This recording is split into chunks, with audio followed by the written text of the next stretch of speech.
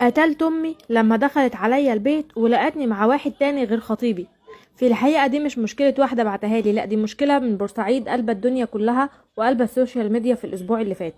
البنت اللي مخطوبة لواحد وكانت في خطوبتها في حضن امها حبيبتها زي اي واحدة، وبعد فترة امها دخلت البيت لقت البنت في حضن واحد تاني غير خطيبها، وواحد تاني جارهم موجود معاها في الشقة غير خطيبها. طبعا البنت وما ينفعش يعني تبقى مع خطيبها، بس نقصد ان هو واحد تاني غير العريس.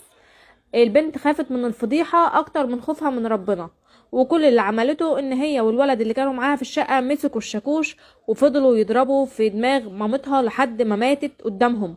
بس قبل ما تموت وتلفظ انفاسها الاخيرة، اول ما ضربوها وحست بنفسها بقت تقول لهم سيبوني انطق الشهادة. نطقت الشهادة مرة واتنين وتلاتة، وفي المرة الرابعة الولد قال لها كفاية عليكي كده، وراح ماسك الشاكوش وخابطها